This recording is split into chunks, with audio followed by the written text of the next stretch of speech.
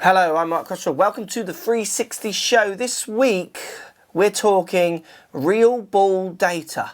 So I test clubs and you watch reviews of clubs and me hitting clubs and what have you, and get some people really dialing into kind of the minute numbers. Now I've collected data on actual course recently during one of our course vlogs in Greece. I've got the data here in front of me.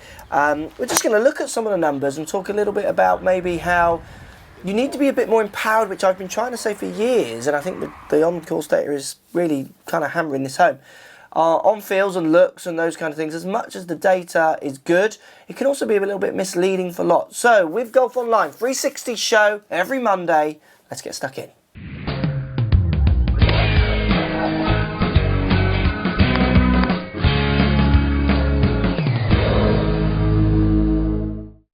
Right, so we're talking real ball data, which we collect. I collect shots in a controlled environment on a range and then in a sim and present to you on how a club is performing, those kind of things. We're going to talk a little bit about how that data actually equates or kind of translates out onto a real golf course, because we did an experiment recently, and there's going to be loads more to come, where I took my GC2 out onto the course and captured some real data and then saw how that interpreted out on the actual course when you got rolls and bounces into slopes, pressures of different games, those kind of things. So I've got some data here in front of me. It was the 10th at the Bay course at Costa Navarino, which we're going to look at in particular here.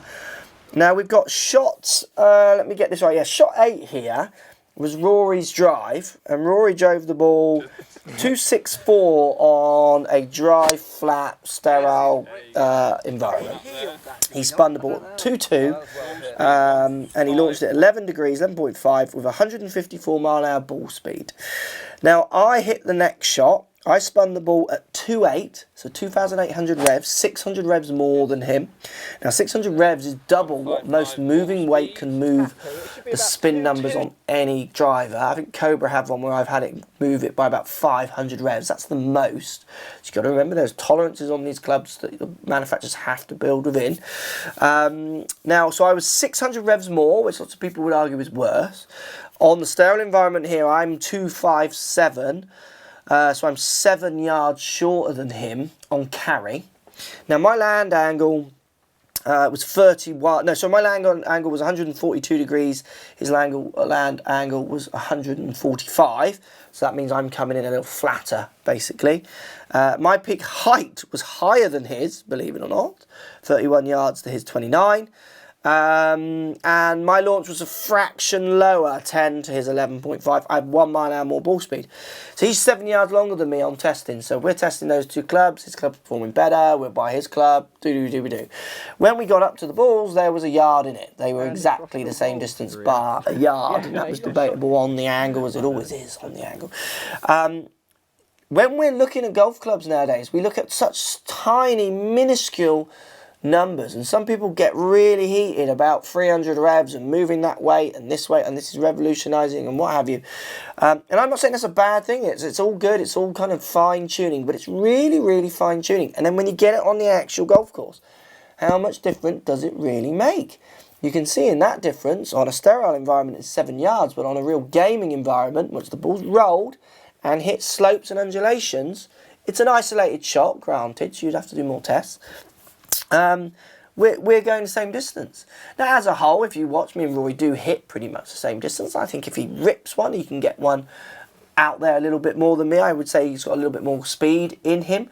But because I optimise my flight through delivery a bit better, I often will do him on distance because he'll spin the ball a bit too much, those kind of things. If we look at another one, this one was interesting as well. You had, where is it here? We were first, weren't we? So you had Matt was spinning at 3.5 on the second tee, this was in Greece, carrying it 259.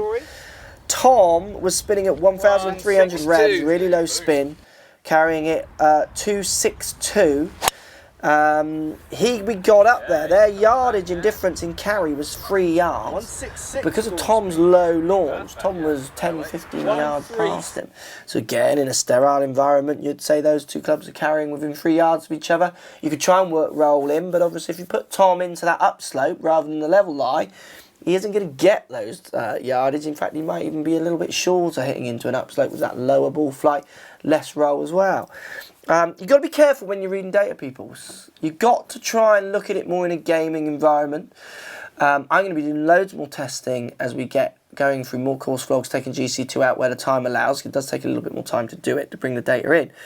But I do think lots of people are getting a little bit concerned over 300 revs when, as I've said many times before, Strike can change it by 2,000. I know the equipment shaftoid junkies don't like this, but it's a true fact that's out there. Post comments down below. Let me know what you think. Is it something you thought about or not? I think there's some really interesting data coming out away from the range. The range data still has its place, and I think it shows you what a club capabilities are. But then putting that into a gaming environment and seeing that coming out is, as these tests are just starting to kind of scratch the surface and show, is maybe they're much smaller tolerances than you guys think, and they maybe are as small as I've been trying to tell you for about the last 5 years. Post comments down below, let me know what you think. What do you think of the real ball data on the course? Lots of people getting quite excited about it. I'm really excited about it. I think there's loads of holes in tuition for this kind of data, and I'm going to try and fill those holes as much as possible.